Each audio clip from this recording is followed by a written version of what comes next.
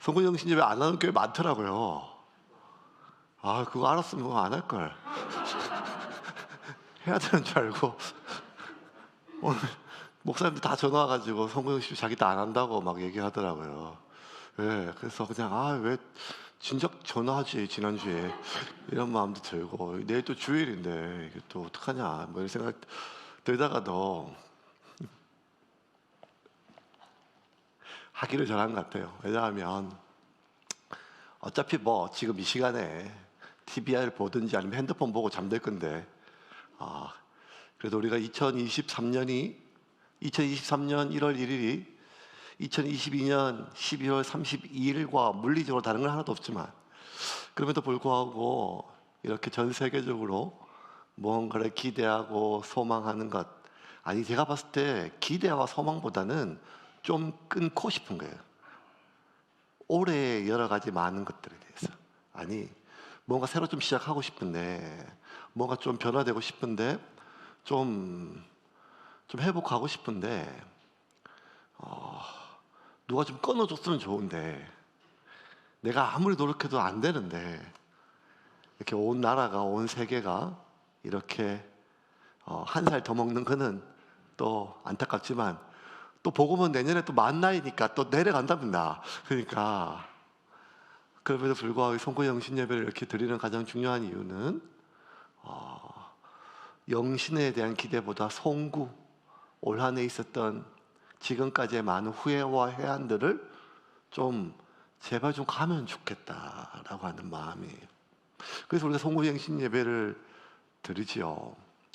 2023년 2022년에 이제 좀 입에 붙었는데, 여러분 나이도 이제 이름이 붙었는데 또 한 해가 또 바뀌죠. 그런데 2023년 우리가 기대해야 됩니다. 기대를 가져야 되죠. 소망해야 됩니다. 그런데 정확하게 2023년을 좀 예언해 보면 올해와 다르지 않을 것 같아요. 왜? 변화는요, 뭔가 좀 나아졌으면 좋겠다고 하는 기대로 이루어지는 게 아니에요.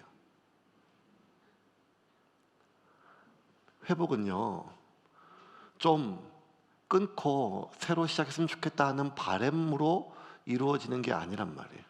만약 그렇게 해서 이루어질 수 있다면 우리는 매년마다 드리는 이 송구 영신 예배에 회개와 후회보다 감사와 기쁨으로 계속됐을 거예요. 왜냐하면 매년 더 나아지고 더 쌓아지고 더 좋아졌을 거니까요. 그런데 전국에 있는 대부분의 교회의 송구 영신 예배의 가장 중요한 부분 중에 하나는 회개입니다. 회개. 올 한 해 하나님 앞에 지은 죄를 다.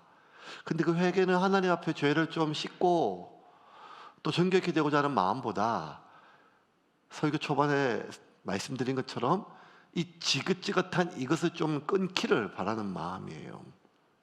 그런데 아무리 봐도 그 다음 단계로 변화와 성장보다는 죄악과 상처, 그로 인한 손상과 회복, 이것만 있어요.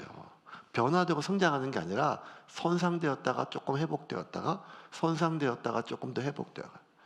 개가 그 토한 것을 다시 삼키듯이.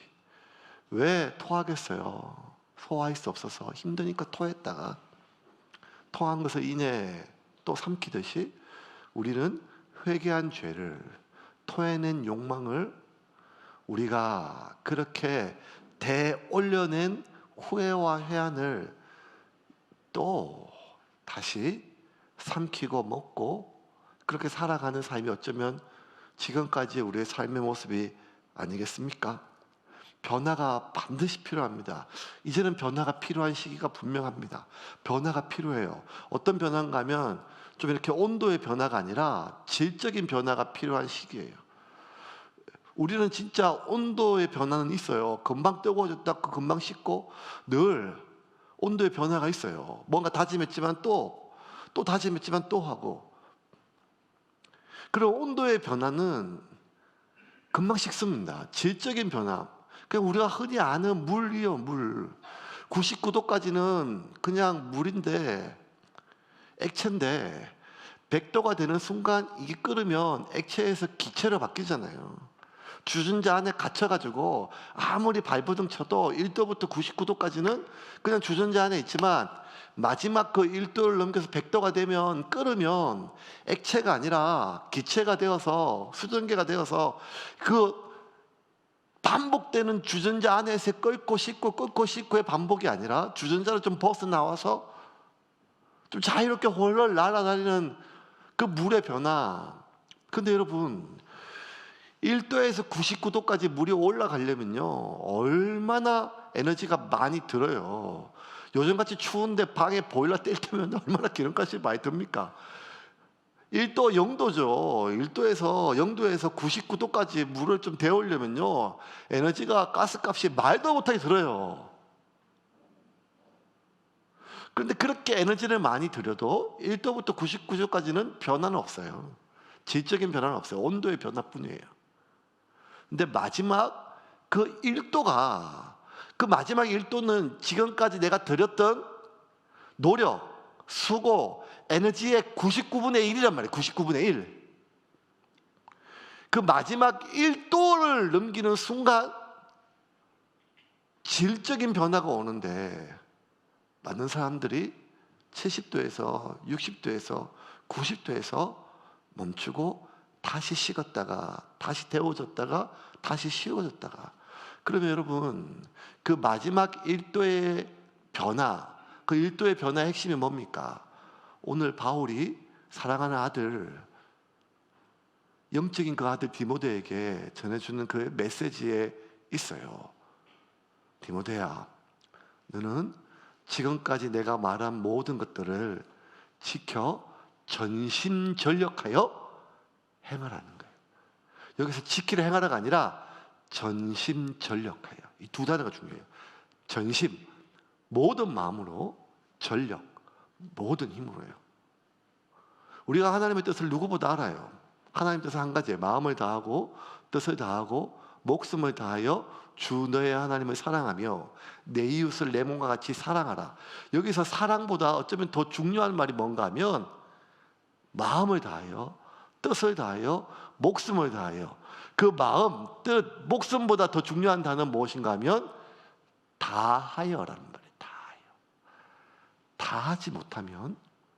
다하지 못하면 결국에는 우리는 이 땅에 태어난 그 목적을 성취하지 못한 채 그냥 후회와 회한으로 맞는 송구영신이 아니라 후회와 회한으로 맞는 죽음을 맞이하게 됩니다. 그러므로 2022년을 끝내고 2023년을 새로 시작하는 우리의 마음속에 한 가지를 새깁시다. 그것은 무엇인가 하면 전심전력입니다. 여러분, 이 말씀은요, 지난 일주일 동안 제가 아주 용을 쓰고 하나님 앞에 좀 뭘 받아보려고, 2023년부터 새로운교회가 이제 완전히 바뀌거든요. 예, 교회를 옮기는 게 아니라 이제 목회 7년이 지나고 이제 새로운 목회의 전환기가 와요, 저한테. 지금까지는 어쨌든 교회에 생존에 묶여있는 교회라면, 이제는 진짜 하나님께 주시는 교회의 소명을 가지고 나가야 될 중요한 둥기 속에서 하나님이 주시는 메시지가 뭔지, 내가 하고 싶은 말 말고 하나님이 주시는 메시지가 뭔가 라고 했을 때 전심전력이란 말이에요. 이게 너무 마음에 부담이 됐어요. 왜? 전심전력이라는 이 단어가 주어지는 순간부터 제 머리에 떠오르는 생각이 뭔가 하면, 피곤하겠다. 하나님 뭘 어쩌시려고 지금 이제 교회가 좀 살만한데 이제 내가 좀 뭐 할만한데 이제 뭘 어떻게 하시려고 하는가. 근데 여러분, 전심전력은 우리가 좀 더 나아지기 위함이 아니라 살기 위함이라는 거예요. 오늘 주시는 성령의 은혜가 있기를 주님의 이름으로 축원합니다. 잘 들으세요. 뭔가 좀 개선지고 나아지기가 아니라 전신전력, 전심을 다하지 않으면 이제 마지막 기회라는 순간이 왔습니다. 적어도 경제가 어렵기 때문이 아니라 이거는 교회에게 주시는 말씀이고 성도에게 주시는 말씀이고 우리에게 주시는 말씀이에요. 목사들끼리 공공연하게 하는 말이 중에 한마디가 진짜 벼락 맞은 말인데 이런 말을 해요. 야, 우리가 다 지금 끝물이다, 끝물. 무슨 말인가 하면 이제 우리 다음에 지금 신학교 올라오는 친구들은 죽었다 이거예요, 지금.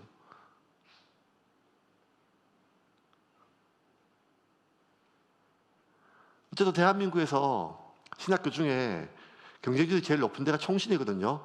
제가 나온 데입니다. 96년도 제가 입학했죠. 경쟁률 4.6대 1인가 뭐 어쨌든 한 7, 800 뽑는데 그 중에서 문교부에서 그 석사 학위가 나오는 게 MDB라 그래요. 지금 제 자랑하는 거예요, 지금. 여러분 하도 제가 뭐 맨날 낚시만 하고 안 좋아하는데 공부 잘했단 말이에요. 그래서 근데 그 합격하기도 어려운데 어쨌든 그때 MDB에 어쨌든 합격하고 했었는데 그때 막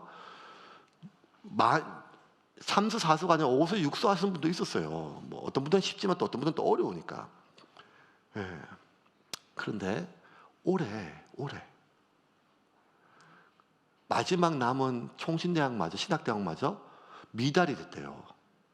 이제 안 온대요. 작년에 우리 강세현 전사님이 붙었거든요. 작년은 미달이 아니었으면 꼭 기억해 주세요. 우리 전사님 붙었을 때. 예, 우리 강 전사님이 작년에는 줄 서서 간 게 아니란 말이에요. 시험 쳐서 갔어요.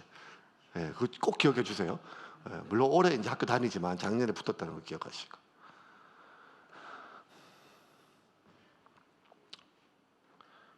목회자들을 지원하지 않습니다. 예, 단적인 예예요. 그게 무엇인가 하면 이제 한국 교회는 부흥이냐 성장이냐 세트냐 이런 게 아니라 죽느냐 사느냐 이 문제예요. 인구 절벽, 다음 세대 아이를 낳지 않는 것, 그거 지금 온 나라에 가장 지금 시급한 나라의 생사가 달린 문제인데 한국 교회는 20년 전부터 이제 주일학교 반토막, 세토막, 십토막 이제 다 끝났어요 지금. 이제는 우리가 발부둥 치지 않으면 다음 세대의 믿음의 세대가 안 생겨요. 어쩌면 우리가 한국 교회에 어쨌든 무언가 부흥까지는 아니지만 살아있는 교회를 경험한 마지막 세대가 될지 모른다는 것은 과장이 아니라 현실로 다가온 이 시기입니다. 바울은 2000년 전에 디모데에게 똑같은 메시지를 전했어요. 전심전력해라. 뭐에 대해서 전심전력할 것인가? 2장 1절 한번 봅시다. 2장 1절 같이 보세요. 2장 1절입니다. 나는 그대가 무엇보다 먼저 기도하기를 바랍니다. 그대가 아는 모든 방법을 동원해서 그대가 아는 모든 사람을 위해 기도하십시오. 잘 주세요.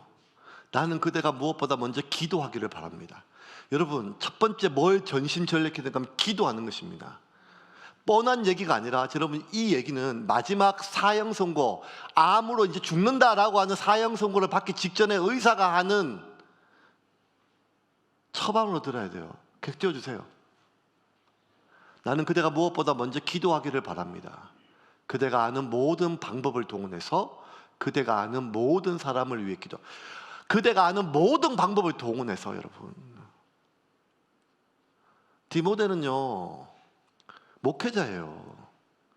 그런데도 지금 바울이 뭔가 깊은 기도, 영적인 기도, 하나님과의 교통 기도 이렇게 하지 않아요. 그대가 아는 모든 방법을. 기도가 되고 안 되고를 떠나서, 기도가 영적인 기도, 하나님과의 교통 이런 뭐 아니를 떠나서 그대가 아는 모든 방법을 동원해서 그대가 아는 모든 사람을 위해서 기도하십시오. 그렇지 않으면 죽습니다. 하나님이 저와 여러분에게 주시는 말씀인 줄 믿으시기 바랍니다. 우리 새롬교회 주시는 말씀인 줄로 믿으시기를 바랍니다.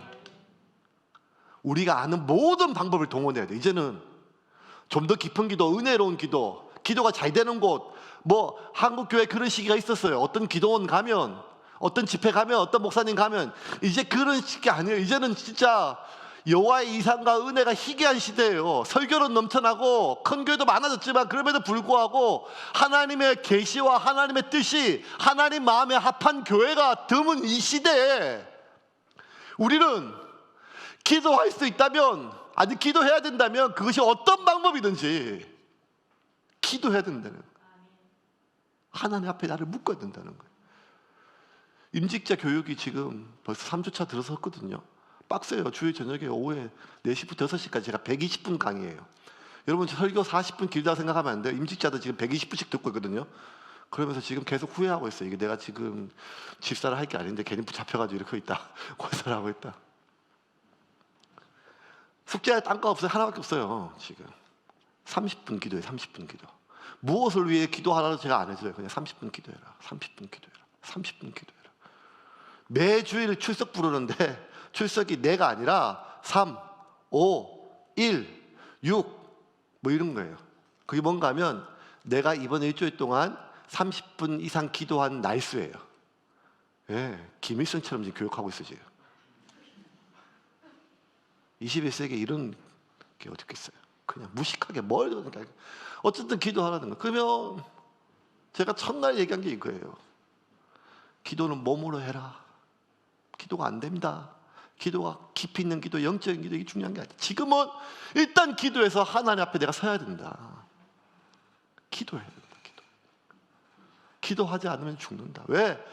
하나님의 사람이 세상을 살아가는 유일한 방법이 기도거든요. 티끌에 불과한 인간이 이 세상 모든 것을 다스릴 수 있는, 하나님을 대표할 수 있는 가장 큰 능력은 하나님의 호흡, 생명이에요. 그 생명을 받은 인간에게 가장 이 생명의 큰 능력은 하나님과 대화할 수 있는 거예요. 그 하나님과 대화를 통하여 우리 안에 하나님의 권위가 심어져요. 그래서 하나님의 권위가 세워진 사람은 사람과 싸우지 않고 기도하면서 사는 거예요.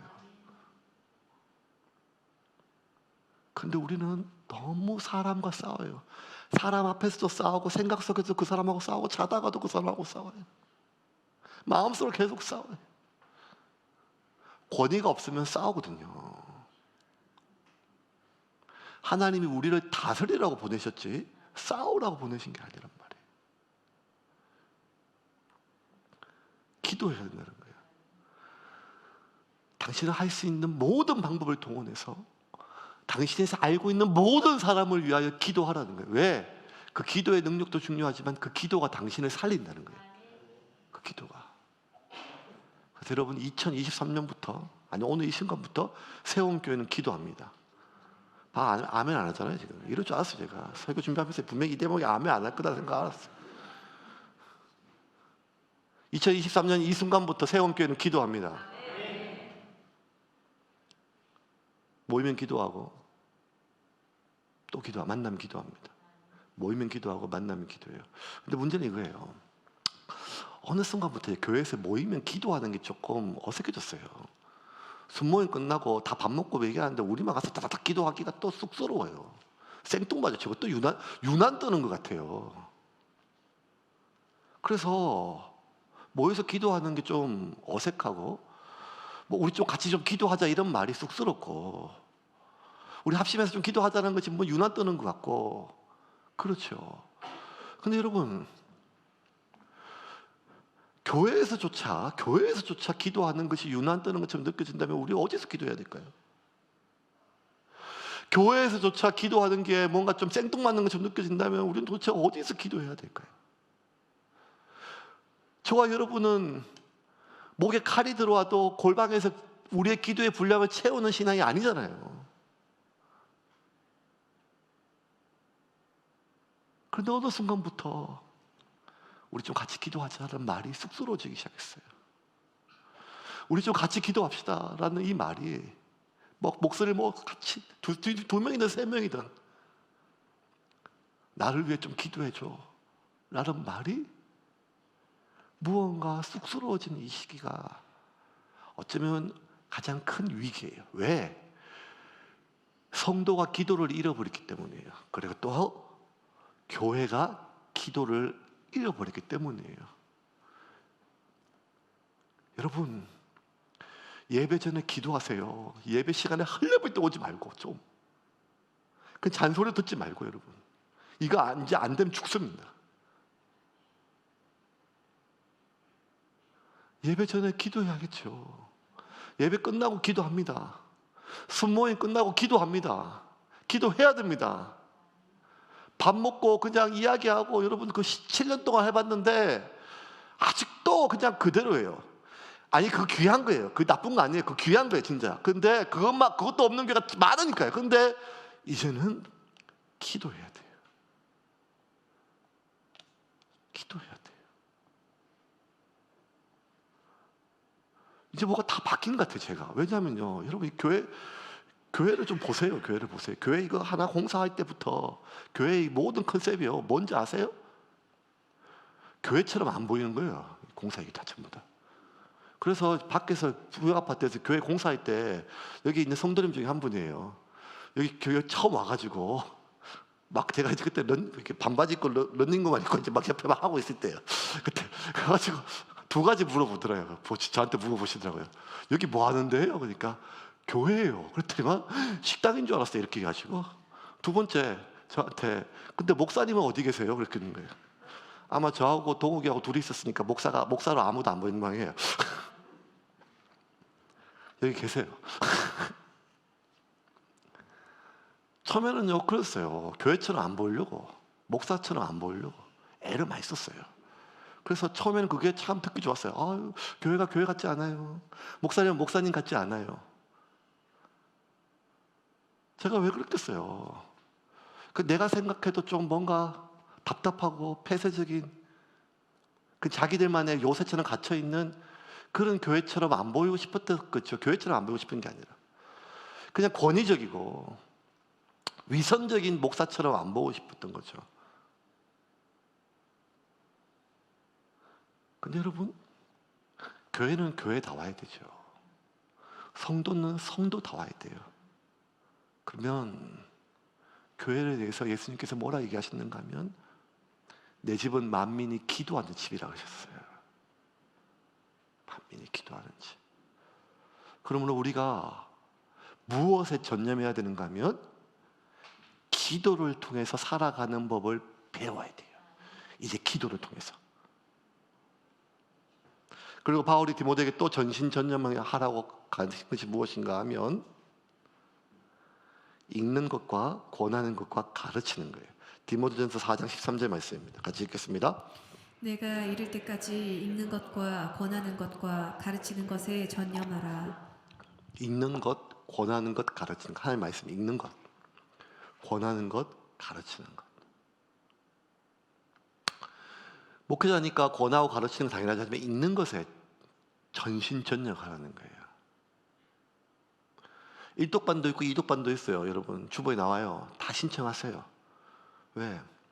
성경에 대한 지식이 아니라 이제는요 뭐 할 수 있으면 어떤 방법을 동원해서 말씀 앞에 나를 묶어야 돼요. 좀 세워놔야 돼요. 우리가 하루 종일 듣는 이야기들이 말이 얼마나 많아요. 더러운 말도 있고 나를 공격하는 말도 있고 나를 비난하는 말도 있지만 또 이래야 산단다, 이래야 성공한단다, 지금 이 시대는 지금 이걸 한다, 뭐 온갖 말이 다 많잖아요. 그 수많은 말들 속에서 우리가 정말 하나님의 자녀에서의 삶을 살기 위해서는 하루에 얼마만이라도 말씀 앞에 나를 좀 세워놔야 돼요. 그게 말 빠르게 들어간 성경이든 아니면 큐티든 무엇이든지 간에 모든 방법을 동원해서 내가 기도할 때 기도를 통해서 그 시간만큼은 내가 하나님 앞에 서 있는 시간이고 내가 말씀을 읽든지 큐티하든지 귀에 꼽든지 오며 가며 차에 틀어놓든지 뭐든지 그 시간만큼은 내가 세상의 말이 아니라 사탄의 생각이 아니라 하나님 앞에 서 있다는 거예요. 그렇게 내가 매일매일 하나님 앞에 말씀을 통해서 성경을 통해서 설교를 통해서 기도를 통해서 내가 하나님 앞에 서 있지 않으면 이제는 우리는 살 수 없는 시대가 됐어요. 아니, 더 정확하게 얘기하면 그냥 지금처럼 계속 살 거예요. 교회는 다니지만 예배는 드리지만 교인이지만 집사지만 목사지만 세상과 다를 바가 없는 하나님 나라라고 하는 멋진 가치관에 대해서는 이야기하지만 우리의 욕구는 세상의 욕구와 조금 더 다를 바가 없는, 구별됨이 없는 그런 삶이 계속 이어질 것입니다. 몇 년 전에 한국 사회 안에서 가짜 학위 파동이 일어났죠. 여러분 기억나시죠? TV만 틀면 연예인들, 공인들 뭐 가짜 학위 논문 전에, 그때 발칵 뒤집혔잖아요. 평생을 막 그냥 그렇게 포장하고 살았던 사람들이 그 가짜 학위에 막 파동이 막 일어났을 때 모든 기자들이요, 매스컴이 막 그냥 아주 막 선정적으로 아주 아기같이 막 그냥 사람들 다 찾아냈잖아요. 그때 깨달은 게 있어요. 뭘 깨달았는가 하면, 결국 가짜는 덜통이 난다는 거예요. 결국 가짜는 아무리 포장을 해도 다 드러난다는 거예요. 그런데 여러분, 학위만 가짜가 있는 게 아니라 예수님이 말씀하셨어요. 마지막 때 알곡과 가라지가 있대요. 마지막 때 알곡과 가라지가. 근데 이 알곡과 가라지 반드시 하나님이 골라내는데, 여기서 무서운 말씀이 뭔가 하면 이 알곡과 가라지가, 이 가라지가 교회 밖에 있는 게 아니라 교회 안에 있는 것들을 얘기하는 거예요. 지금 교회 안에 알곡과 가라지가 있다는 거예요. 그런데 반드시 가라지는 예수님이 뽑아내신다는 거예요. 근데 문제는 교회 안에 같이 있기 때문에 누가 알곡인지 누가 가라지인지 잘 몰라요. 우리가 상대방을 잘 모르는 게 아니라 나 자신도 몰라요. 왜? 우리가 함께 예배 드리니까요. 함께 성찬하고 함께 전도하니까요. 함께 순모임 하니까요. 누가 알곡이고 누가 가라지인지를 모른다는 거예요. 그런데 여러분, 우리 안에 가라지가 있다는 거예요. 아니, 알곡이 귀하대요. 귀하대요. 마지막 때 믿는 자를 보겠는 자 그러셨잖아요. 지금 이제는 부흥이나 성장 이런 때가 아니라 생존의 문제예요. 이 한 가지 질문을 계속 해봐야 돼요. 내가 진짠가? 우리 교회가 진짠가? 다른 교회와 좀 비교해서 그래도 우리가 좀 낫다, 다른 누구와 비교해서 내가 좀 낫다, 이거는 이제 의미가 없어요. 여러분, 소돔과 고모라에서 누구보다 좀 나은 게 무슨 의미가 있어요? 이제는 하나님 앞에서, 말씀 앞에서, 성령 안에서 내가 진짜 진짜인지, 우리 교회가 진짜 교회인지를 날마다 확인해야 돼. 뭘로 확인하는가 하면 열매로예요. 열매. 우리 입으로 말하는 게 아니라 열매로. 삶의 변화로요. 삶의 변화로. 열매로. 삶의 변화가 뭔가 하면 너무 단순하고 우리가 너무 아는 것처럼 독상 같은 말씀이지만 너무 잘 알지만, 너희는 세상의 빛이라. 세상을 비추라. 너희는 세상의 소금이라. 썩지 않도록 보존하라. 소금이 만일 그 맛을 잃어버리면 무엇으로 짜게 하리요? 다만 밖에 버리어 밟힐 뿐이라. 근데 지금 우리 밟히고 있잖아요. 밟히고 있잖아요. 아무리 포장해도. 교회처럼 좀 안 보이면 교회 부흥에 좀 도움이 돼요. 아유, 다른 교회하고 좀 다르네요. 목사처럼 좀 안 보이면 조금 교회 초기에 사람들 모으는데 도움이 좀 돼요. 그런 말들이 굳이 성도의 타락, 교회의 타락, 목회자의 타락, 수많은 사람들이 이야기하는 거 다시 내가 되뇌일 필요는 없지만, 분명한 건 지금 이미 그냥 밟히고 있는 시대가 맞아요. 지금은 밖에 버려 그냥 밟혀지는 시대예요. 왜 좀 희망적인 어떤 이야기를 하고 기대와 소망을 품어야 되는데, 왜 이런 어떤 우리가 이미 다 알고 있는 이런 비관적인 얘기를 하는가 하면, 다 망했다 이게 아니라 살려고 그런 거예요. 살려고. 하나님이 교회를 살리시려고, 저와 여러분을 살리시려고 해요.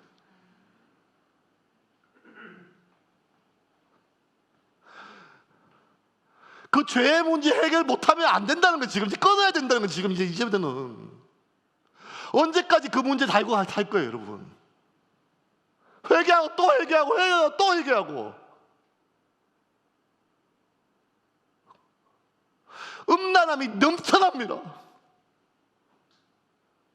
거짓말이 그냥 죄가 아닌 시대가 되었습니다.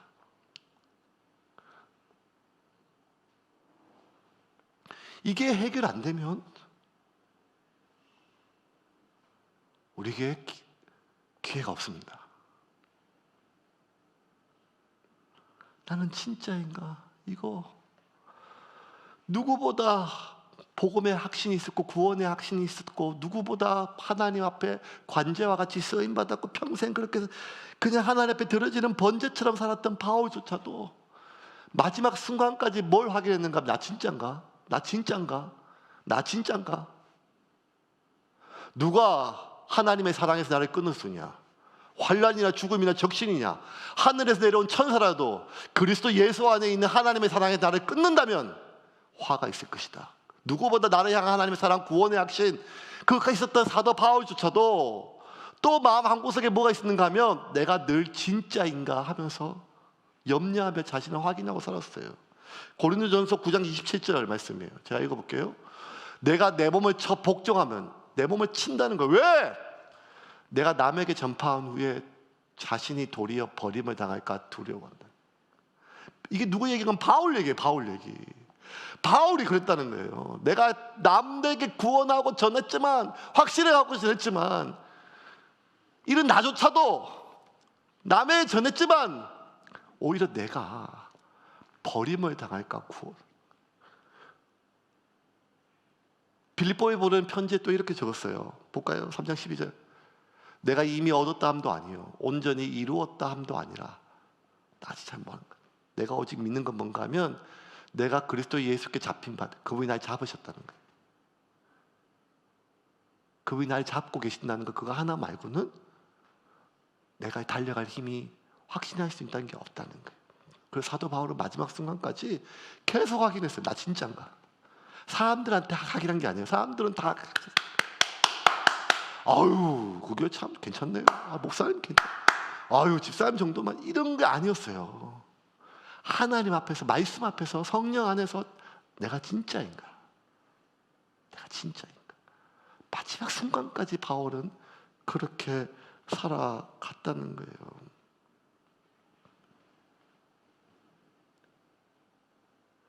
여러분,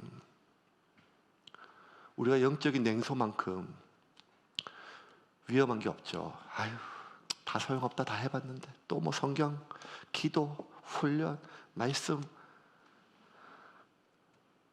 다 거기서 거기다 라는 영적 냉소도 참 위험하지만 영적 무기력도 참 위험해요. 우리가 안에 자꾸만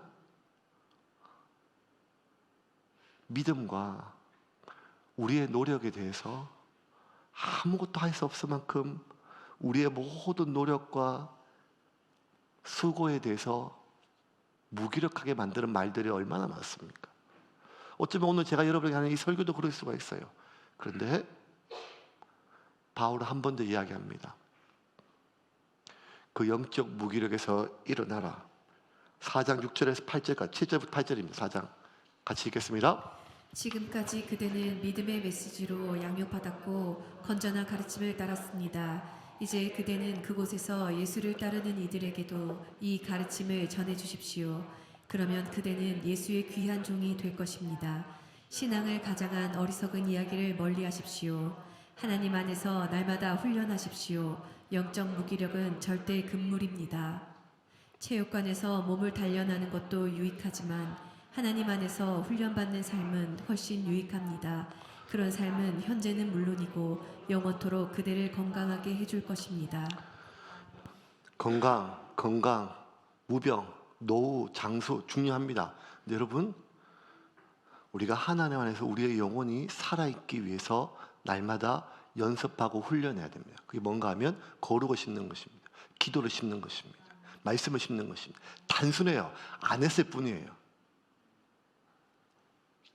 거룩에 대한 기대와 소망이 거룩하게 만드는 게 아니에요.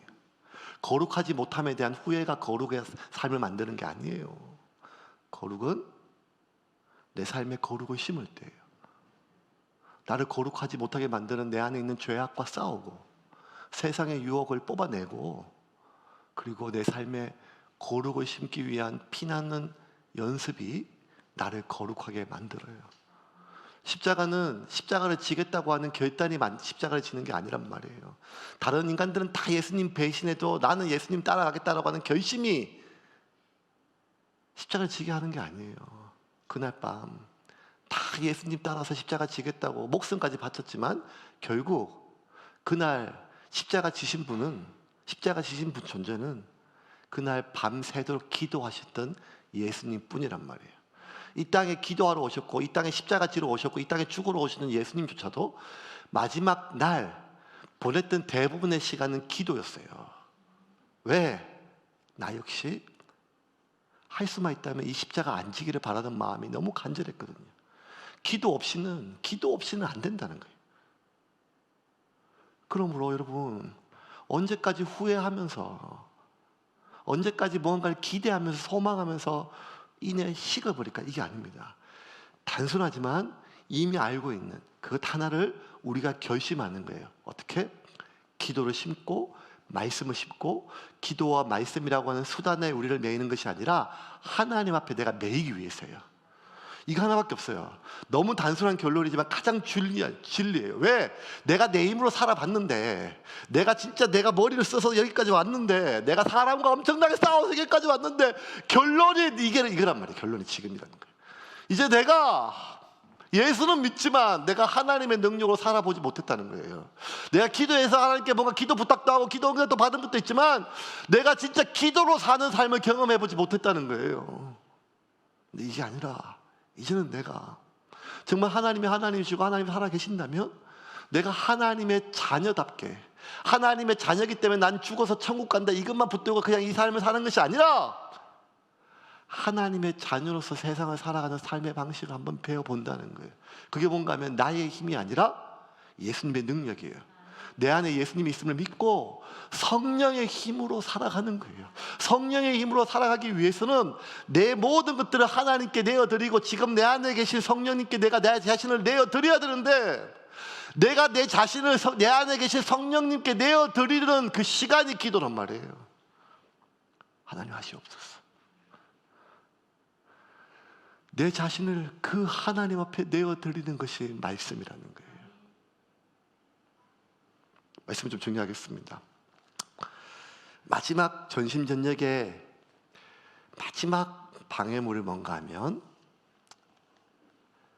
두 글자예요. 그러기 싫다는 거예요. 왜? 이제 피곤해지기 싫다는 거예요. 피곤해지기 싫다는 거예요. 한때 다 해봤는데, 그렇게 해봤는데 지금 이 상태로 있으면 안 되는 거 아는데도 불구하고 무언가 이전처럼 하기가 참 어렵다는 거예요. 이게 참 어려워요. 이제 아무런 책임도 지고 싶지 않아요. 피곤해지고 싶지 않고 내 시간을 뺏기고 싶지 않아요. 이게 제 얘기예요. 왜냐하면 지난주에 교회 우리가 기도하고 후원하는 화인 기독교회 변희석 선교사님이 찾아왔어요. 저를 호선다 교회 사임하고 7년 만에 처음 찾아왔어요. 후원도 하고 있었는데 무슨 일인가 걱정이 돼가지고 와서 밥을 먹고 얘기했더니만 이제 그 중국 사람들 위해서 계속 사역하고 계신데, 이제 중국 사람들이 한국 사람과 결혼을 했었는데 그 다문화 가정에서 발생하는 문제가 많대요. 지금. 그래서 지금 이제 좀 확장해서 다문화 센터를 세운대요. 저한테 이사장이 되어 달래요. 내가 이사장 정도면 좀 큰 교회, 네가 나왔던 그 있었던 교회 그 목사님한테 부탁을 해라. 돈도 많고. 왜 나한테 왔어? 이렇게 쫓겨야 되니까. 변희성 목사 이렇게 얘기해. 제가 아는 목사님 중에 지금 목사님이 제일 큰 교회예요. 이렇게. 제가 그대로 그때인지 몰랐어요. 이제. 왜냐면 뭐 김배현 목사님, 손성원 목사님 아시잖아요. 우리가 맨날 지금 다 가지고 같이 있었던 목사님 중에 제가 제일 큰 교회래요. 어쩌다가 이렇게 된지 모르겠어요. 그 제가 뭐라고 하면, 변 목사님 진짜 미안한데 나 교회 밖을 잘 안 나가. 내 방에서 안 나가. 그리고 홍 목사님 맨날 나 뭐 좀 시켜 먹으려고 뭐 하고 무슨 청년 집회만 해도 한 번도 안 나갔고 딴 건 다 갔죠. 나는 우리 교회만 해도 바빠. 우리 교회만 해도 감당이 안 돼. 그러니까 돈이 필요하면 내가 재정부 집사님에게 보내줄게. 근데 내가 딴 거는 못해. 아무것도 못해. 미안해. 하니까 꼭 해달라는 거예요. 그래서 제가 계속 이랬어요. 지금 내 문제만 해도 바쁜데, 내 속의 마음은 뭔가 하면 내 시간 뺏기고 싶지 않았어. 내 시간을. 그리고 책임지고 싶지 않았어요. 이사장이 웬 말이에요? 그게 뭔 말이에요? 그게 무언가 책임을 맡고 싶지 않고 에너지를 뺏기고 싶지 않았어요. 왜? 내 일이 아니니까요. 맞죠? 그 변인숙 목사 일이에요. 그런데요, 그 일이 하나님 일이거든요. 얼마나 웃겨요. 제가 후원하고 결정했고 온 교회가 지금 돈을 보내고 기도하고 있는 사역에서 지금 확장되고 있는데, 그 하나님 일이라고 기도하고 있는데, 그 하나님 일인데 그 내 일이 아니니까 내가 책임지고 싶지 않다는 거예요. 난 내 시간을 확보하고 싶다는 거예요. 귀찮아지고 싶지 않다는 거예요. 그게 목사 입에서 나온 말이에요. 그러니까 얼마나 우리가 지금 하나님 나라의 교회를 하는 게 아니라 내 교회 하고 있는 거예요. 지금 하나님 나라를 세워가는 게 아니라 내 세상 만들고 있는 중이에요. 하나님의 힘을 발휘해서 내 시간, 내 인생. 어쩌다 우리가 이렇게 됐는가 하면, 하나님은 세상을 위해서 우리를 부르는데 우리는 끝까지 나 하나님 내 문제 우리 가정 나. 세움교회는 개인의 취향을 존중하고 딱 예배만 드리고 도망가게 딱 최적화된 교회예요. 그래서 부흥했는지도 몰라요. 안 귀찮게 하니까. 적어도 지금까지는. 근데 내년부터는 부흥이 안 될 가능성이 많습니다. 왜? 살기 위해서요. 살기 위해서요. 변하지 않으면 죽습니다. 변하지 않으면 죽습니다. 하나님 앞에서 지금 물어보세요. 내 안에 계신 성령이 계시니까. 하나님, 나 진짜입니까? 나 진짜 예수님입니까? 우리 교회 진짜 교회입니까? 나 진짜 목사입니까?